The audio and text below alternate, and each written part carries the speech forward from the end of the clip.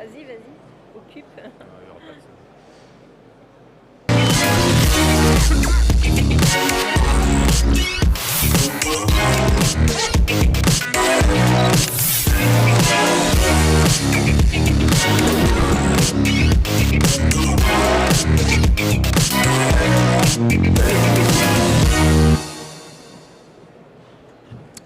Bonjour à toutes et tous. C'est bon, on m'entend? Tout va bien. Bon, bonjour à toutes et tous. Nous sommes très heureux de vous accueillir pour cette conférence. Le thème énergie verte, décarbonation, logistique urbaine, les leviers déployés par le groupe IDEC pour décarboner la logistique. Pour ceux qui ne connaissent pas le groupe IDEC, très rapidement, le groupe IDEC, nous sommes un acteur immobilier global. Global pourquoi? Parce que nous sommes à la fois aménageurs, promoteurs, constructeurs, bien sûr, spécialisés en logistique, mais pas que. Nous travaillons également dans le monde de l'agroalimentaire, de la santé, de la cosmétique, des hautes technologies. Nous sommes également opérateurs énergétiques. Voilà, c'est la slide que j'attendais. Merci Benjamin. Et nous sommes également effectivement opérateur énergétique, mais on reviendra dessus tout à l'heure.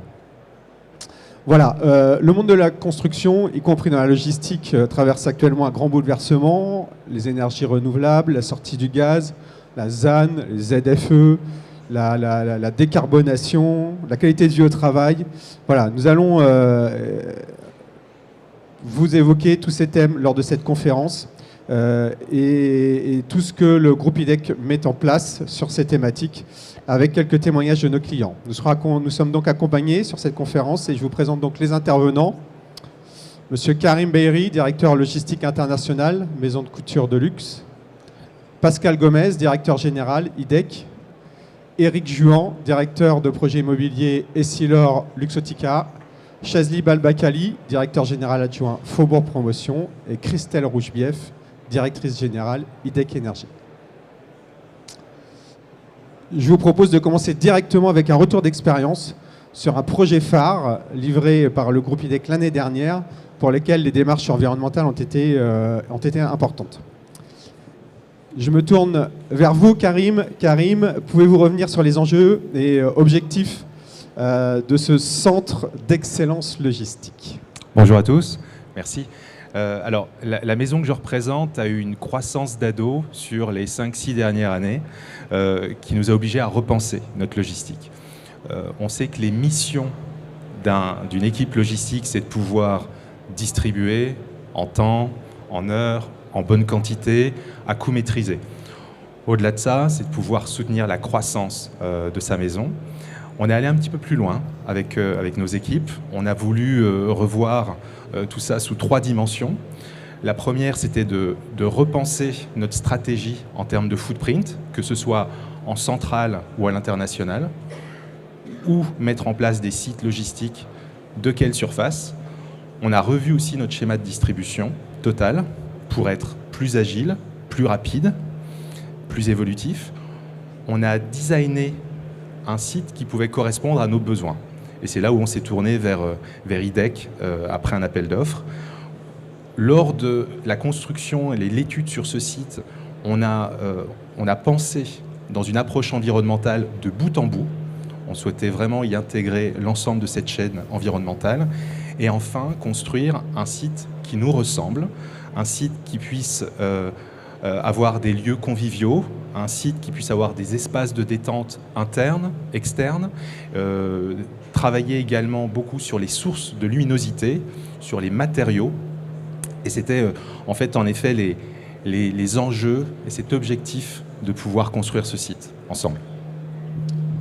Pour ce type de projet, quelle est la durée entre l'étude, la construction pour mener à bien ce type de projet?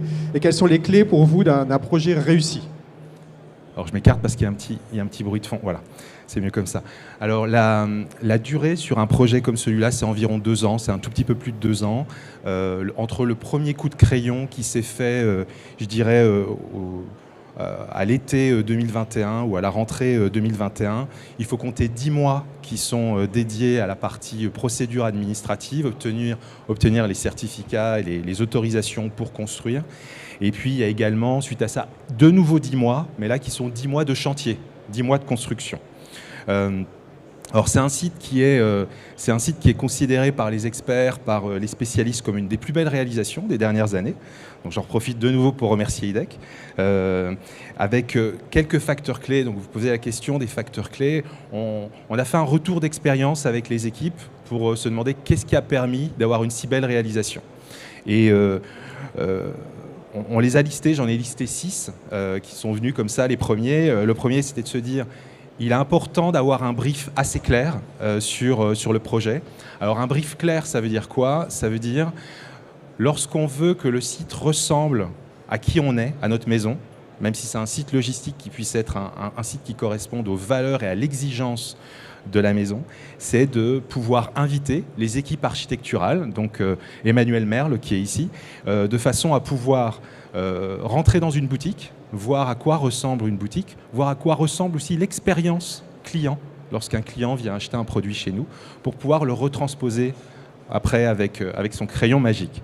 Ça, c'est un premier élément. Le deuxième, c'est de pouvoir avoir la possibilité de lancer des améliorations ou des évolutions. Vous imaginez bien, avec le délai dont on a parlé juste avant, un peu plus de 2 ans, qu'en 2 ans, il se passe des choses, donc on a envie de pouvoir modifier, il faut s'en donner la possibilité. Sinon, si on reste dans un cadre trop strict, c'est très difficile. Et donc, ça demande des équipes agiles sur un projet agile. Ça, c'est le deuxième point. Il y en a un autre qui est lié à la communication. La communication, il faut qu'elle soit continue, il faut qu'elle soit structurée. Ça, c'est important. Et puis, je dirais, un circuit de décision rapide, avec un capitaine qui décide de part et d'autre et qui permet, lors de ces réunions, de prendre des décisions sur le champ et ne pas attendre et ne pas relancer. Il est important aussi de se comprendre. On a des objectifs qui sont distincts. Il y a des objectifs de rentabilité, on le sait. Il y a aussi des objectifs de livraison à temps, des objectifs de niveau premium sur les réalisations. Donc c'est de pouvoir s'écouter et de pouvoir partager ces objectifs communs. Et puis, last but not least, le fait de pouvoir célébrer ensemble ces réussites. Donc on souffre ensemble, mais on célèbre aussi ensemble ces éléments parce que c'est important de pouvoir le faire. Donc tout ça, ça permet en effet de mettre en place des équipes qui sont professionnelles, qui ont confiance. Et le sponsoring de nous, les directeurs, dessus, c'est de pouvoir mettre les équipes dans des situations de confiance pour pouvoir travailler ensemble, échanger et leur permettre de dépasser leurs objectifs. Et ça permet à la fin, pour finir, d'avoir un projet qui est livré dans les temps, d'avoir un projet qui respecte les budgets initialement prévus. Et pour nous, ça veut dire une vitrine d'excellence, tant au niveau de la maison que du groupe.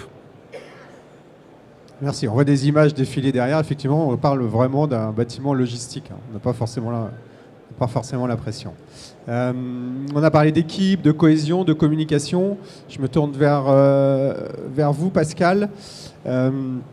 Comment s'est organisée la société IDEC pour répondre effectivement aux besoins du client et pour l'accompagner dans cette démarche à forte valeur ajoutée? Merci Franck, bonjour à tous. Merci Karim pour ces quelques propos. En effet, en accompagnement par rapport à ce que tu viens de dire, c'est vrai que ce que nous avons mobilisé chez IDEC, tu parlais du premier coup de crayon, eh bien c'est avant tout les architectes des PLG, évidemment, qui ont conçu ce projet avec l'appui des dessinateurs, projeteurs, maquetteurs BIM également, puisque nous avons monté en 3D ce projet, ainsi que les ingénieurs études, ingénieurs ICPE et spécialistes chargés d'affaires environnementaux. Tout ça nous a permis, en quelques semaines, puisqu'il fallait aussi qu'on soit réactif dès la conception, de sortir un projet conception clé en main, avec un descriptif technique et avec un prix engageant, pour tout de suite cibler avec toi, avec tes équipes, eh bien, un produit qui réponde à tes besoins et qu'on a après adapté, évidemment, en fonction de tes retours. Et puis après la phase réalisation, eh bien, c'est la mobilisation d'une équipe d'environ 5 personnes, à temps plein, 5 jours par semaine sur site, d'équipe de conducteurs, dirigé par un directeur travaux et d'un responsable QSE qui passait de manière hebdomadaire. Et puis également la particularité, on le voit sur ces images, eh bien, c'est la qualité de la vie au travail et de la lumière. Tu évoquais la qualité des matériaux, du design intérieur. On a également mobilisé eh bien, un architecte d'intérieur en accompagnement de tes propres équipes pour pouvoir donner la signature, la patte identitaire que tu attendais. Tout cela, en fait, ce sont des compétences 100% interne IDEC, puisqu'on a le souhait chez IDEC de maîtriser l'ensemble de ces compétences en interne. Et c'est ce qui nous a permis en effet de livrer dans les temps. Mais aussi, je me souviens 5 mois avant livraison, où tu nous as dit, en fait, on va changer le process, on va changer les descentes de charge sur les dalles, on va rajouter des portes de quai, mais par contre, on va rester sur le même timing. Et c'est aussi cette relation que tu évoquais qui nous a permis de tenir ce délai et de relever ce challenge. Je confirme. D'un point de vue purement environnemental, le projet est labellisé Biodiversity et BREEAM Excellent. Karim, pour vous, ces 2 certifications, c'est un enjeu d'image ou une intégration dans votre démarche RSE? Alors, juste avant de vous répondre, moi, ce matin, en me réveillant, je regardais sur le fil, sur LinkedIn, et il y avait déjà 3 articles qui parlaient de décarbonation. Donc, on est vraiment dedans. On est vraiment dedans et on y est tous. On sait que c'est un sujet majeur. Juste avant de répondre à cette question, juste pour rappeler pour tout le monde de quoi il s'agit. Donc, vous venez de lister Biodiversity et BREEAM. Alors, Biodiversity... donc c'est remis par la CIBI, le Conseil international de la biodiversité et de l'immobilier. Ça a une dizaine d'années. Ça permet de donner un cadre technique qui va orienter, noter et valider toute la performance d'un projet immobilier par rapport à son respect de la biodiversité, donc le respect de la faune et de la flore, s'assurer qu'on maintienne ou qu'on développe la faune et la flore sur un secteur, sur une friche, à un lieu déterminé. Il y a une vingtaine de préoccupations et il y a environ 60 objectifs qui sont assez pertinents et qui sont avisés. Ce sur quoi ont travaillé nos équipes, c'était de pouvoir les traiter un par un et pouvoir se dire on apporte plusieurs solutions pour chacun d'entre eux. Et c'est ce qui nous a permis d'avoir ce niveau performant sur biodiversité. Le deuxième, BREEAM, qui parle un petit peu plus à tout le monde, BREEAM, donc c'est cette certification internationale qui est délivrée par les Britanniques de BRE, qui est une grande fierté pour nous au niveau environnemental, une grande fierté parce que c'est pas si simple à obtenir. Initialement, on s'était mis d'accord pour pouvoir atteindre le niveau Very Good. Et puis, à force de travail et de dépassement des équipes, et j'insiste, de leur volonté, sans les avoir poussés, ils sont allés chercher ensemble le niveau excellent. Alors, il y a un tout petit peu de frustration. Alors, donc, on a passé une division, mais il y a un petit peu de frustration parce qu'on était vraiment à un pas du niveau exceptionnel, mais vraiment à un pas. Et on n'a pas pu le faire parce qu'il n'y avait pas l'environnement transport autour, avec transport de personnes, de gares qui permettait de pouvoir l'obtenir. Mais sans ça, on pouvait l'obtenir. J'ai lu une étude des équipes de Laurent Sabatucci et Sistenza récemment qui précisait que depuis 2016, il y a plus de 3500 sites à l'international qui ont été certifiés BREEAM et que 2%, je dis bien 2% d'entre eux ont obtenu la certification au niveau excellent ou exceptionnel. Alors, cette étude est intéressante parce qu'elle parle des sites à construire, comme nous, ou des sites in use, en utilisation. Donc, ça permet de donner quand même le niveau de cette réalisation aussi par rapport à cette obtention. Alors maintenant, pour répondre à la question, est-ce que c'est un enjeu d'image? Alors, je dirais que c'est plus un enjeu d'exigence, plus qu'un enjeu d'image. On n'a pas communiqué dessus, on n'a pas de vue de presse sur le fait qu'on ait eu un site BREEAM excellent. Non, c'est pour nous vraiment un enjeu interne d'exigence. Et j'insiste sur le sens interne de cette exigence. Et puis, est-ce que ça s'inscrit dans une démarche environnementale? Oui, bien sûr. En plus d'autres certifications que nous avons, ISO et bien d'autres sur notre site qui est dans la région centre, ça s'inscrit en effet dans cette stratégie logistique où l'ensemble de nos sites doivent avoir une certification qu'on a capée à un certain niveau minimum pour être sûr de les atteindre.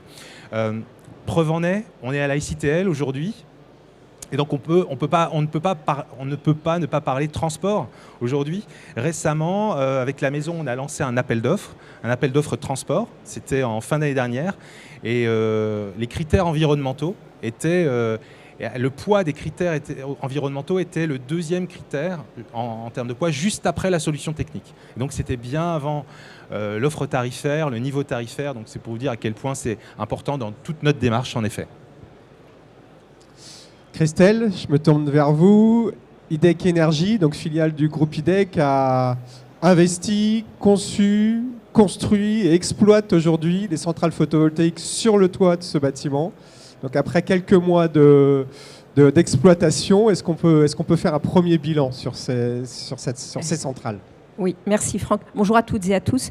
Peut-être juste un mot, Franck l'évoquait en introduction, le groupe IDEC est également opérateur énergétique. Après une dizaine d'années à accompagner les clients au cas par cas sur l'intégration d'énergie renouvelable dans les projets immobiliers, le groupe a décidé de créer une entité, IDEC Énergie, et des filiales spécialisées pour intégrer tous ces sujets d'énergie renouvelable et les infrastructures de mobilité durable au sein des projets dès le démarrage, alors sur les bâtiments neufs et puis en revenant finalement sur les bâtiments que nous avons pu construire sur les plus de 20 dernières années. Et donc sur ce site que l'on évoquait là, près de Blois, il nous a semblé effectivement important avec notre client de valoriser la toiture, puisque aujourd'hui un bâtiment logistique est un bâtiment qui peut être valorisé énergétiquement.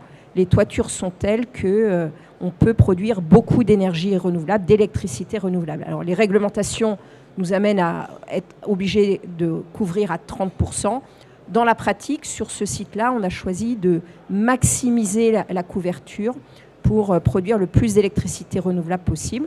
Donc la centrale, on l'a découpée en 3 pour pouvoir valoriser cette électricité de manière diversifiée. Une première partie de l'électricité produite va être utilisée directement par le site en autoconsommation individuelle et les 2 autres parties vont être injectées sur le réseau Enedis avec 2 formes de valorisation. Le tarif de rachat obligatoire par EDF, mais aussi une partie qui peut être valorisée en autoconsommation collective.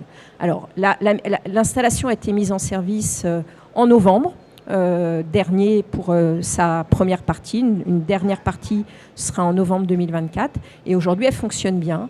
Elle permet, pour avoir quelques chiffres, cette centrale qui aura une puissance installée d'un peu plus de 1200 kW crête permettra de produire l'équivalent en électricité renouvelable de la consommation de 260 foyers, ce qui est quand même considérable. Alors, ça ne couvrira pas tous les besoins du site qui est, par ses utilisations électriques, un peu plus consommateur en électricité que ça. Mais voilà, pour vous rendre compte, c'est plus de 260 foyers qui seront couverts, 66 tonnes de CO2 évitées par an.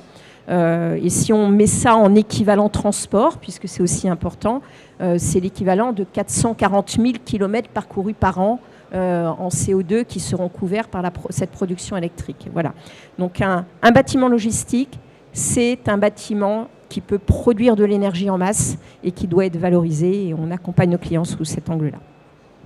Merci Christelle. On reviendra tout à l'heure sur les autres solutions que le groupe peut proposer sur la partie énergie. Décarboner notre activité en tant que constructeur, effectivement, c'est un enjeu majeur. Pascal, est-ce que tu peux nous expliquer rapidement, simplement, aujourd'hui, tout ce qui est mis en œuvre par le groupe sur cette thématique de la décarbonation ? Oui, pour évoquer davantage, plus précisément, la décarbonation, d'une part, le groupe IDEC, nous avons lancé un plan bas carbone qui consiste à calculer de manière systématique le bilan carbone de toutes nos opérations. Et avec derrière un plan d'action de limitation de son impact. Notre approche consiste notamment à proposer systématiquement à tous nos clients d'établir le bilan carbone de leur projet et bien évidemment de proposer des adaptations opérationnelles pour atténuer ce bilan. C'est le cas par exemple du projet, pour donner un exemple, projet logistique qu'on évoque avec Karim, qui bénéficie d'une charpente mixte, donc avec une nappe haute en lamellé collé, et qui correspond environ à 550 tonnes stockées, équivalent CO2, ce qui est intéressant. Un autre exemple, c'est une opération qui a été livrée il y a déjà 2 ans maintenant, mais qui est une première en France, qui est celui de Moissy-Cramayel, une base logistique de 100 000 m² avec notre client Prologis, et qui est la première opération à avoir obtenu en France le label Net Zéro Carbone, et dont nous sommes assez fiers. Mais de manière générale et de manière très concrète, ce que nous faisons, que l'on vise un label ou non avec nos clients, ça c'est la stratégie de notre client qui le détermine.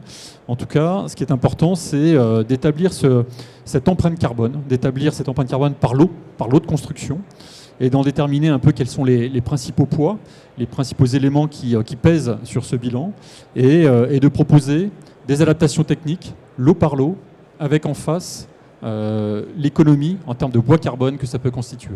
C'est par exemple, on l'a évoqué, la charpente bois, ça peut être le ciment bas carbone sur certains équipements, certaines installations du bâtiment, des solutions aussi de liant végétal sur les voiries, des aciers également bas carbone qui commencent à exister sur le marché, des matériaux biosourcés.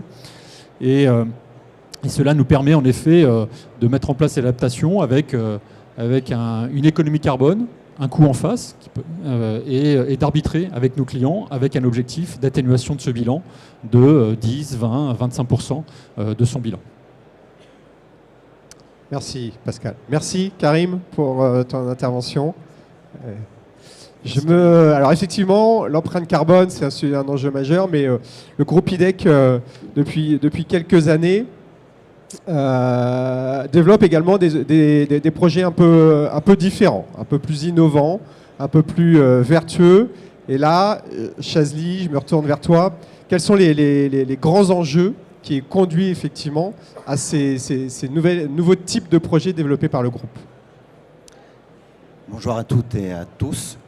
Je voulais tout d'abord rappeler l'importance de la logistique qui est le système sanguin de notre économie, mais également un outil indispensable pour la réindustrialisation par la gestion des flux de matières premières et de produits finis. Et dans ce contexte-là, au travers des chiffres qu'on voit à l'écran, les différents opérateurs font face à une tâche redoutable: décarboner leur opération de livraison, tout en faisant face à une concurrence des prix, une baisse de leurs marges, une complexité de la réglementation et une hausse de la demande. Et pour faire face à ces défis, une collaboration entre les acteurs privés et les acteurs publics et les usagers est indispensable autour de 4 enjeux que sont le dynamisme économique, le bien-être social et l'exemplarité environnementale et urbanistique. Oui, juste le slide, tu peux passer le slide suivant. Voilà, donc effectivement, les quatre, ils ont une stratégie à 4 niveaux. Est-ce que tu peux nous en dire un petit peu plus, Chazli? Alors, depuis 4 ans, Faubourg Promotion et le groupe IDEC déploient une stratégie.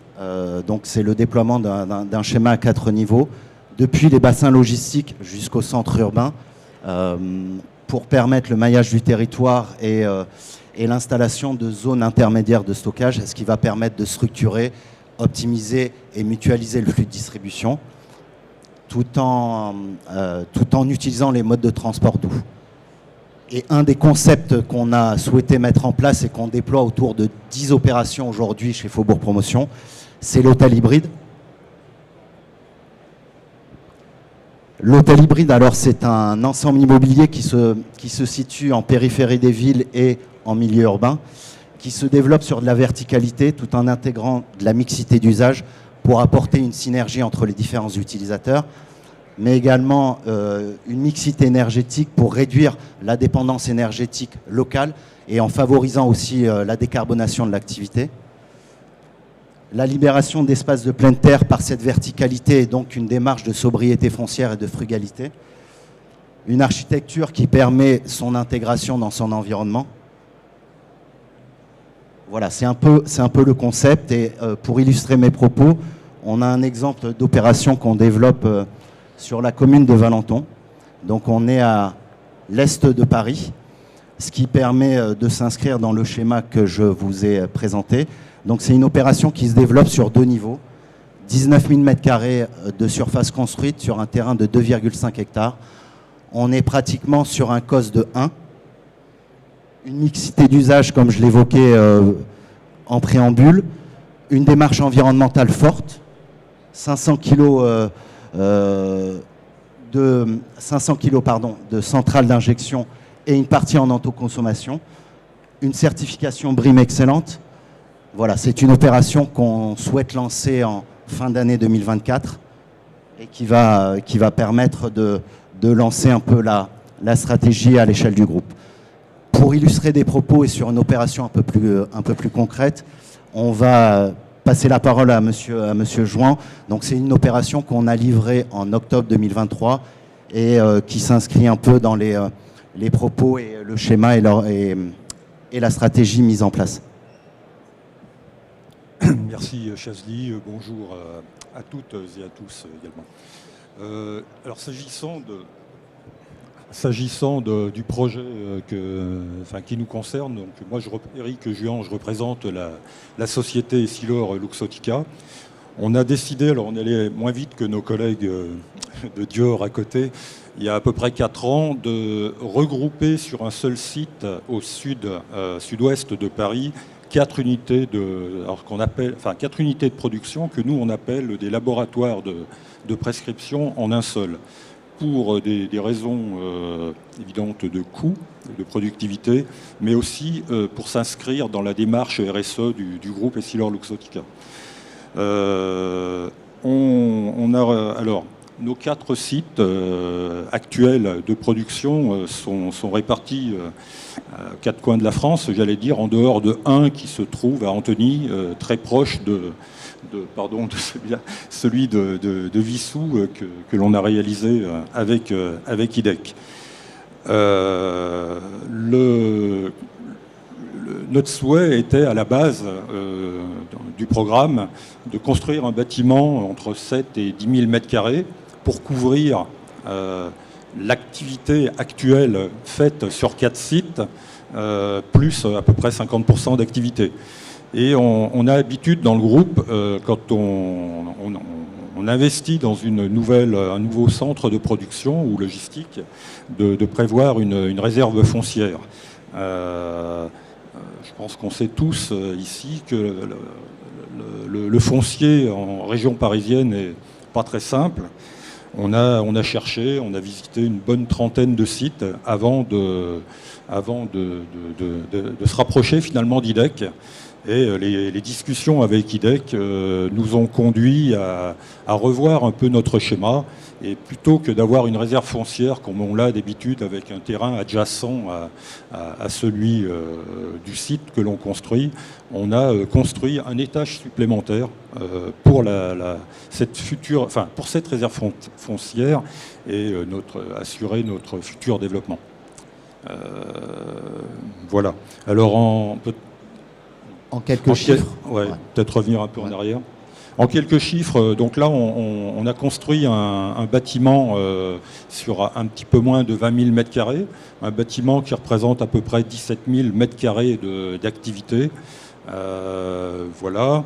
On a, comme précisé tout à l'heure, nous également installé une centrale photovoltaïque sur le toit.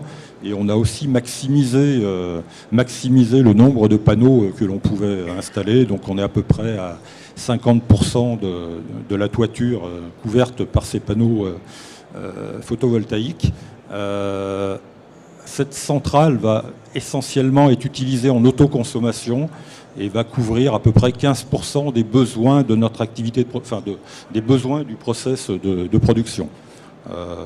On va revendre aussi une partie de l'électricité, notamment les week-ends où l'activité est arrêtée.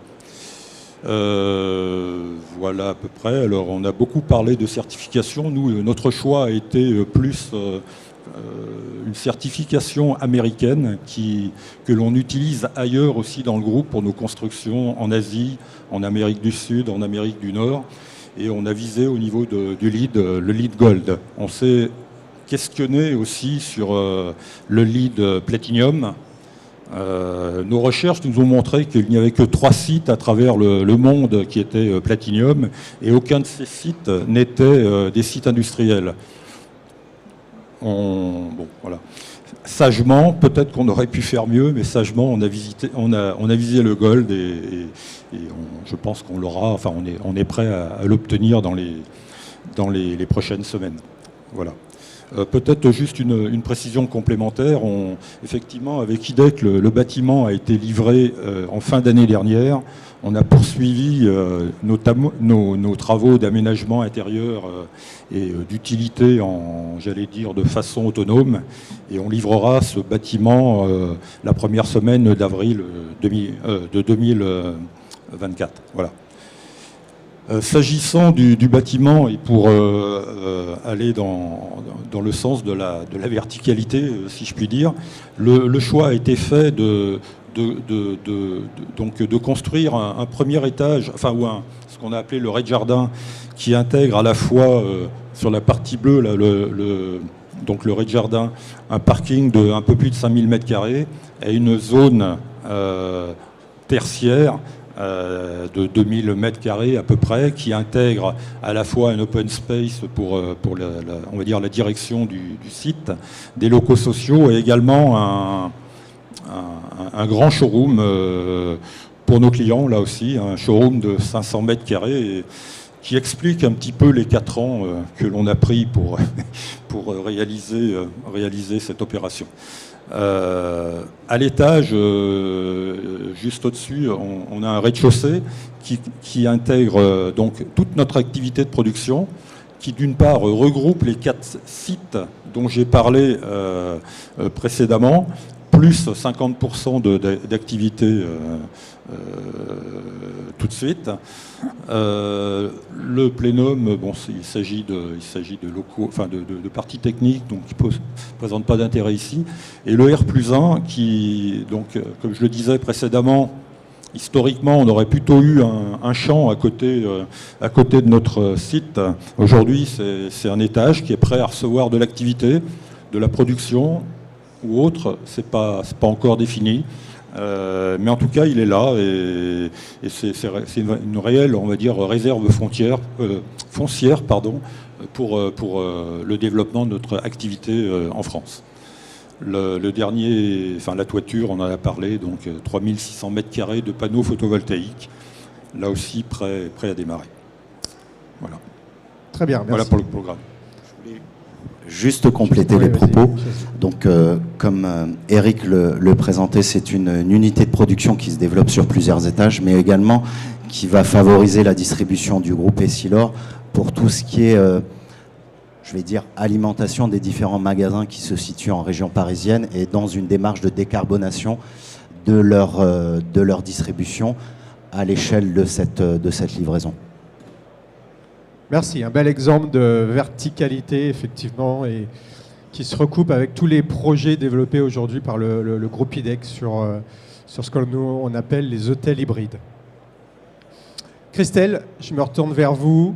On a évoqué le photovoltaïque tout à l'heure. Alors le monde de la construction et la décarbonation, ça bouleverse un petit peu tout le monde, tous nos métiers, mais l'énergie également. On a effectivement parlé du photovoltaïque. Est-ce que tu peux nous en dire plus sur toutes les autres solutions qui sont aujourd'hui développées dans le cadre avec le groupe IDEC? Alors, effectivement, on a parlé beaucoup photovoltaïque. Dans la pratique, notre approche en termes d'accompagnement de nos clients sur l'intégration des énergies renouvelables et de la mobilité durable est vraiment axée sur les ressources dont dispose le territoire sur lequel on va s'implanter. Donc, le photovoltaïque, au-delà des réglementations, comme je l'évoquais, on va aller beaucoup plus loin, en toiture, sur les parkings, sur éventuellement les terres qui juxtaposent les sites dits terres délaissées, où on peut éventuellement faire du photovoltaïque au sol. Mais on accompagne aussi nos clients sur la géothermie quand c'est pertinent, pour faire du chaud ou du froid, sur la flexibilité et la valorisation énergétique, alors plutôt dans le monde industriel. Quand on a des déchets qui sont méthanisables, on va accompagner nos clients pour qu'ils valorisent cette énergie et produisent de l'énergie. Et puis, on va pouvoir accompagner nos clients aussi sur tous les objets de stockage et de flexibilité par la batterie, mais aussi par le vecteur hydrogène, qui est un moyen de stockage et en plus une énergie qui peut être utilisée pour le process et pour la mobilité sur les sites, notamment dans le domaine de la logistique. Alors, ce travail de proposition de solutions, on ne le fait pas tout seul. Le groupe a tout un écosystème d'entreprises avec lesquelles il travaille, et notamment des startups dans lesquelles on a investi et qui proposent un certain nombre de solutions. Là, vous avez par exemple l'une des startups dans laquelle on a investi qui permet d'hybrider par l'hydrogène tous les processus thermiques au gaz quand on ne peut pas les électrifier. Et si on passe au slide suivant, sur le sujet de la mobilité et de la logistique, on accompagne nos clients aussi avec tout un tas de solutions qui vont des solutions, des bornes de recharge pour véhicules électriques pour les salariés, toutes simples, à la place, des bornes de recharge beaucoup plus puissantes dès lors que vous allez avoir des véhicules utilitaires ou des camions qui vont avoir des temps de recharge possibles plus courts. Tous les sujets autour de la manutention de sites qui sont aujourd'hui majoritairement faits avec des véhicules qui roulent au diesel, mais qui peuvent être transformés, qui peuvent être convertis en des véhicules propres, que ce soit l'électricité, le bio-GNV ou l'hydrogène. Sur certains parcs, on accompagne également, on va jusqu'à même construire, avec le soutien de la collectivité, des stations publiques et dédier une partie de nos fonciers. On accompagne également 2 startups qui, elles, vont un peu plus loin que notre métier directement, mais qui sont une vraie solution pour continuer la chaîne de décarbonation de la logistique. Fluidis qui propose des barges fluviales décarbonées, barges qui permettent à la fois de la manutention et de la logistique, plus le transport propre.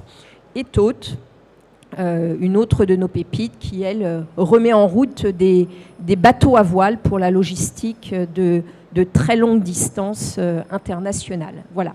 Donc c'est tout ce panorama de solutions qu'HIDEC Énergie apporte à les clients en essayant de les penser vraiment à l'origine des projets pour qu'ils soient le mieux intégrés possible aux bâtiments, aux parcs que l'on va aménager et aux bâtiments que l'on va construire. Voilà, on voit un petit peu le bâtiment idéal où on mixe un petit peu toutes ces solutions. On n'a pas parlé de géothermie, mais on a également investi dans une société de forage, de géothermie. Et puis on peut mixer également, on a également des solutions sur l'éolien de toiture. Voilà, donc beaucoup de solutions possibles. Il n'y a pas de projet type, mais on est capable d'étudier toutes les solutions et de vous proposer toutes les solutions.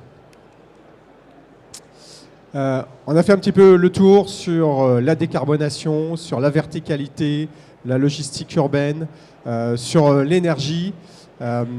Pascal, on voit qu'effectivement le groupe propose des solutions complètes sur ces projets. Et on a un projet qui est un petit projet phare sur lequel je te propose de revenir, alors qui n'est pas un projet logistique, effectivement, on est au SITL, mais ce n'est pas un projet logistique, mais tout ce qu'on vient d'évoquer là est un petit peu condensé sur ce projet. Oui, en effet, cette panoplie un peu de solutions que l'on propose à nos clients pour les accompagner dans leurs projets vertueux, on s'est dit qu'il n'y avait rien de mieux que de le mettre en pratique pour nous-mêmes. Et donc on développe en ce moment, quand je dis on développe, c'est qu'on a livré tout récemment, ces derniers jours, notre campus pour nos collaborateurs, alors la partie historique du groupe à Blois. Et ce projet donc, qui a été livré il y a quelques jours met en application de manière très concrète un mix de l'ensemble de ces solutions. Alors, on peut, en même temps que je vous le présente, avoir, vous allez voir une petite vidéo. Simplement, il s'agit d'un ensemble immobilier, un campus avec 6000 m² de bureaux pour nos 250 collaborateurs et qui se développe sur une emprise foncière très limitée. Donc un bâtiment R+2, un parking silo de 430 places sur 4 niveaux. Également un centre de remise en forme pour le bien-être de nos salariés qui est également ouvert au public, avec des bassins de nage, avec un centre de remise en forme, des salles de sport, hammam, sauna. Également, dans une deuxième phase, un RIE, un centre de formation qui viendront compléter, ainsi qu'un immeuble tertiaire qui viendront compléter l'ensemble dans les 12 à 24 mois qui viennent. Et tout ça s'inscrit dans un écrin de verdure, puisqu'on est au cœur de ce dispositif, hein, comme on le voit, un bassin naturel en eau, et également un parc d'1 hectare de bois préservé, transformé en espace de détente pour nos collaborateurs. Ce projet a la particularité aussi, comme on le voit, d'accueillir une centrale photovoltaïque de 400 kW crête en autoconsommation avec revente de surplus, une nappe de géothermie avec une des filiales qui est notre partenaire sur une profondeur de 80 mètres linéaires qui permet de fournir 80 mètres cubes heure aux différents bâtiments. C'est également un label Osmose, le label Osmose qui est axé sur le bien-être de nos salariés, sur la qualité de vie au travail. Et puis un label Biodiversity au niveau performant. L'ensemble de ce projet-là, avec une signature architecturale conception by IDEC, avec un peu une signature dessinée par Emmanuel Merle qui est ici très axée sur la fabrique du 19e siècle, avec cette identité forte entre la brique, l'acier, le verre, la luminosité, qui contribue fortement à la qualité de l'espace de vie au travail. Et puis c'est un projet qui nous permet de réduire ce mix-là de solutions de 50% nos consommations sur les bureaux par rapport à un projet classique, et également de réduire l'emprise foncière d'environ 1 hectare si on avait dû réaliser ce projet de manière plus classique, plus étendue au sol. Et puis le dernier élément, c'est que nous avons souhaité aussi compenser l'empreinte carbone de ce projet en plantant 7000 arbres dans une proximité immédiate dans la région qui nous entoure, ce qui nous a permis de réduire de 20% le bilan carbone de cette opération. Donc voilà, c'est un démonstrateur qui n'est pas tout à fait de la logistique, mais qui nous permet aussi de mettre en application et de vivre nous-mêmes ces enjeux environnementaux qu'on a évoqués pendant cette conférence. Et évidemment, on aura le plaisir d'accueillir tous nos clients à venir partager et découvrir ce site. Merci à vous. Merci. Il nous reste 3 minutes s'il y a des questions. De toute façon, vous pouvez nous retrouver, Christelle, Pascal, Chazli, au pavillon Afilog, où nous avons notre stand. Donc si vraiment vous voulez beaucoup plus d'informations sur les sujets, nous sommes au pavillon Afilog. Et sinon, s'il y a des questions, je vous en prie, c'est le moment. Et s'il n'y a pas de questions, nous terminons cette conférence. C'est bon pour tout le monde? Eh bien, merci. Merci à vous tous. Merci à vous. Merci. Et bon salon.